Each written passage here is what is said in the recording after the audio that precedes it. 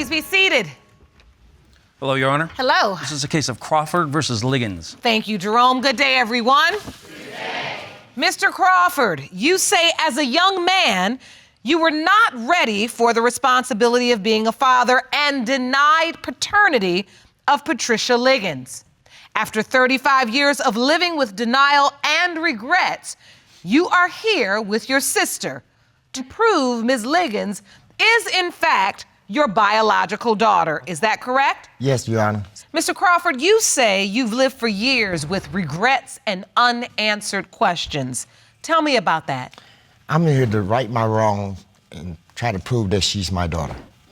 She does not believe you're her biological father, and yet you're still here to right your wrongs because Yes, you Your believe Honor. you are. Yes, Your Honor. All right. Ms. Crawford, this is truly eating away at your brother. Yes, it is, Your Honor. How has it been for your family? It's been kind of up and down because for a long time, we didn't know anything about it. And once he got in touch with her, I realized that it was eating away at him. I knew her mom. We grew up together, grade school. I believe she's ours too. You do. Yes, ma'am. It's been 35 years. Right. You haven't seen Ms. Liggins. No, Your Honor. Are you ready to see her today? Yes, ma'am. Jerome, please escort her in. Yes, Your Honor.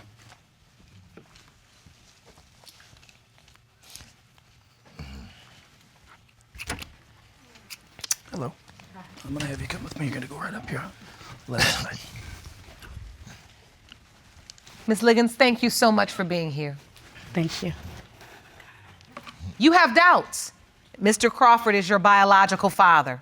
Is that correct? Yes. Explain. Well, I would have to say he's not my father because I've never heard of him in my life. It's been 35 years. No one in my family, not even my Auntie Linda, so I'm surprised that she's here saying that he's my father. My mother, not once has she ever mentioned him.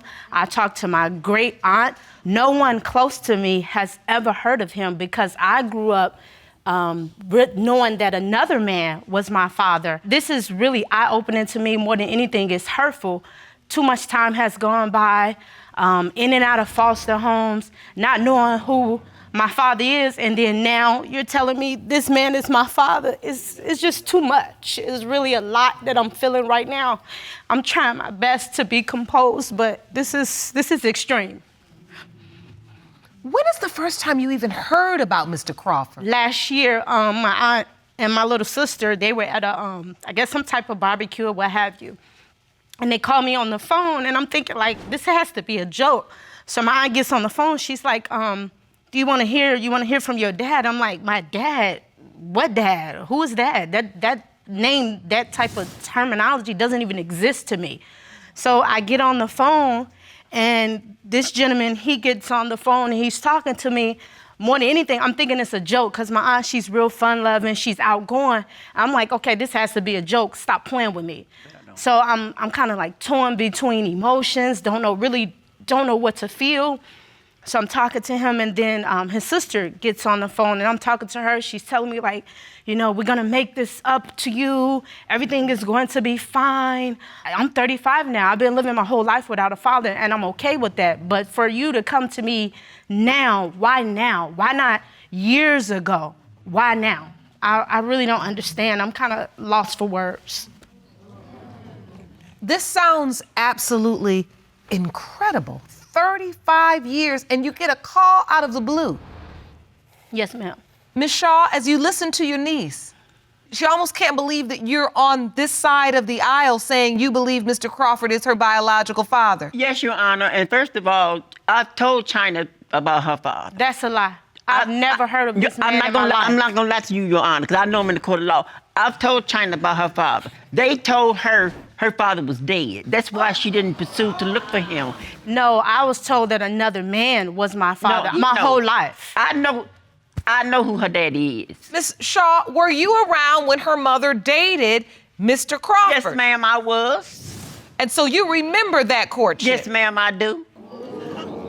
And that's why you're so convinced he is your niece's biological father? Yes, ma'am, I am. She's about the only one that's convinced because I'm not convinced. I've never heard of this man in my life until last year. So I don't know where all of this is coming from and why is it now? Why not so many years ago? Why today? Mr. Crawford, that is a good question. Why is this taking so long? Why it took so long? Her mom and I, we wasn't together. We was out celebrating on the 4th of July, Buddies.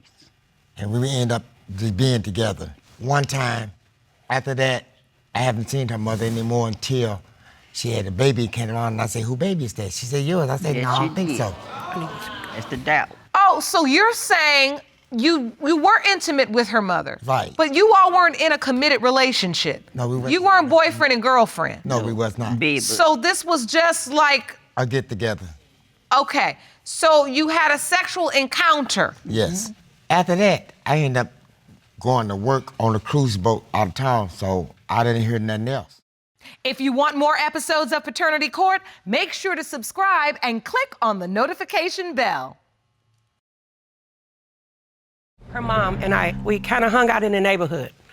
I actually remember China at 2 or 3 months, I think she was. You what? She brought her to the house. Yes, she did. But the part that lost me, she never told me that was my brother's baby. As friends, she was calling me, asking me, will I watch her baby for her? And I did. Not knowing that her and my brother had any dealings at all. Mm-hmm. And I'm just as sorry that it's 35 years, it's absurd to me too. Ms. Liggins, as you listen to this testimony, I see that it really It's is. really hurt. This is just horrible. This is a horrible situation. This is every reason why we have to be careful of the choices that we make. We cannot. right. People get hurt by this. Yeah. Oh God, this is. Oh God. Oh God, I'm just here for answers. I mean, again, I don't have anything against this gentleman here. He seems like a nice guy. I just don't want to get my hopes up. I'm just torn. I want to ask you, Ms. Shaw, if you knew this even back then and you say, I knew this was his child, what prevented you or why did you decide not to ever tell your niece? Your Honor, I told China. You never told me this. I don't know why would you even sit here and lie. The China, first time why I would I- found out was last First, year. I would have China, reached with your out to him mama. myself if I heard about him. Your- Why wait now? People keep secrets all the time, and secrets, you need to speak up. Closed mouth doesn't get fed. You have to talk about Dictator. things. You can't just keep things to yourself. Ms. Shaw, Yes, ma'am. you said you knew when Ms. Liggins' mom and Mr. Crawford were seeing one another. Yes, ma'am. So you remember when your sister got pregnant? You remember when she Well, saw I don't him? know when she got pregnant, but I know when she did the wild thing. Right. How do you know that? I was in my house. And what happened? She asked me if he could spend the night. It was during the 4th of July weekend. And you're saying Mr. Crawford and your sister were intimate in your house. I'm quite sure they was, because the door was closed. You ain't doing nothing with the door doing closed. So, Mr. Crawford, do you remember being intimate with Ms. Liggins' mom loud. at Ms. Shaw's house? Yes, Your Honor.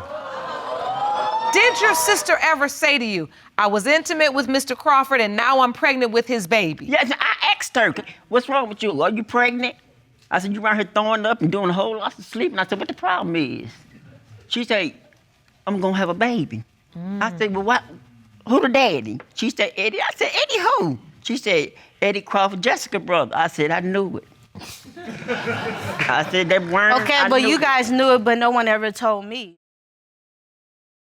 And so what was life like growing up without a father? Oh, I had to create this bold personality. I call myself Lion-Hearted Liggins because I have to put on this shell, like I'm just by myself, strong and determined and being my own father, trying to find my way, making mistakes and not having that man there to tell me like, okay, oh, he isn't good for you, so I'm just trying to figure life out on my own. So it's been very heartbreaking, Sometimes I would be so confused. I'll see other people with their dad like, man, I wish I had that. Then I'll just have to like pull myself up by the straps and just keep it moving like, oh, well, it is what it is. I just began to accept things for what they are.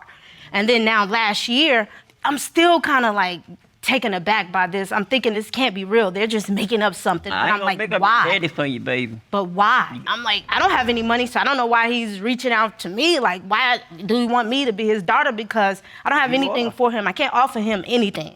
So why? That's sad. This is just all wrong. So we need answers. Yes, Mr. Crawford. A year ago, when I first started talking to her, Linda ran into my sister and I. She didn't see me at first. She seen my sister and said, you have a niece. And she said, I've been to call her for y'all. That's the first time I started speaking with her. And like, Right, and he would when text she me asked every me, day. she I even realized started when calling him I found out, Pops. I started texting her. From that You day did forward. from the moment. From that From that day till forth, now. he would text me every day. I kind of like got irritated now. by it. Like, dude, What? every single day he would like text me. And I'm Every like, day. this dude keep texting me every day. So then I just was like, okay, let me give him a chance. He seems like a nice person. What would he text you and say? He'll say good morning. I'll be like, what's up, Pops? You know, trying to see how it feels to even say that. Oh, You know. yes. But I also want to say this to China, if you will receive it. I lived in the house with my brother, and I didn't know. So my heart goes out to you because you one did most of the suffering with these years. But I also want you to recognize I knew your mom, and he's my brother, and I didn't know. I want to help her. I hope she is ours, okay? I want her to let her know where she came from. And like she says, she don't know why this is going on because she ain't got no money. We don't either, but we got some love. And that's all it takes. Yes. And that's all it takes. I guarantee you get that. And I see that makes you emotional Yeah, it does. because you feel like you can feel her pain. I feel like if she's his, I let her down too. I should have known. Mr. Crawford, during that time, you testified that you denied it was your baby. When she said, this is your baby, you said, no, it's not. I had denied it on the thing about me having intercourse with her on July, and they saying she was born in January. Yeah, Didn't add up to premature. me. But we learned that she was premature, so she wouldn't be on the roster of conception. So I say it's a possibility she might be mine. So I'm finna find out. She and I talked, and I say, don't trip off nothing. We'll find our DNA and tell us the truth. And I have that truth for you. Thank you. And I appreciate it. I do. I don't want to make you wait one moment longer. You've been through so much, Miss Liggins. Jerome, may I have the envelope, please?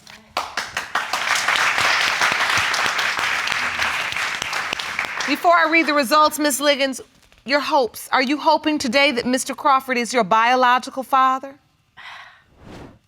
It would be nice, but I've already created this shell. Like, just accept it for what it is. So I don't want to get my hopes high, you know, and if he's not my dad, I have to go back to living how I already was living without a dad. So I'm just going to say he's not my dad. But if he is, we're coming through that shell. Come on, She has baby. to be broke. Hell yeah. Hell yeah. These results were prepared by DNA Diagnostics, and they read as follows. In the case of Crawford versus Liggins, when it comes to 35-year-old Patricia Liggins, it has been determined by this court. Mr. Crawford, Yes, Your Honor. you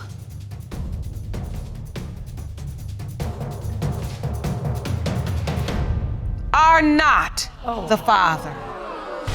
Man. It's all right. I'm so sorry. I'm so sorry, Miss Can I Liggins. hug you? We here for you. Okay? Look at me. I know a lot about your mom, and I'm sorry. I didn't know either. Okay? Come here. I'm hoping everything turned out all right. I'm still calling you. Okay? I'm sure you would. Okay. It is what it is. I would like to say that I truly appreciate. We do this each and every day here. We don't always see people approach these situations with so much love and so much grace from the outset. This is truly extraordinary. That even though I wasn't able to give you the result you all wanted or even thought to be true, that what you received in spite of all of that was the love of a father. And that kind of love that you never have received throughout your life. You say you never knew that kind of love. In this disappointing moment, there is a blessing in it. You had that, and you still have the possibility of it. Because Mr. Crawford has said he'd like to remain a part of your life. I don't know the results before I read them, and I don't think there are times in this courtroom where honestly I just look at the envelope and I'm just like, come on. Right. Come on, Lord. Right. But we have to know he has a plan bigger than ours. That's right. That's right. Right? So Dr. Jeff is there waiting for you all. Please take a moment and take advantage of the counseling and the resources we have, because it's important. This is not easy. No, it's not. This is life, but you are strong and you will get through it. I wish you all the very best. Court is adjourned.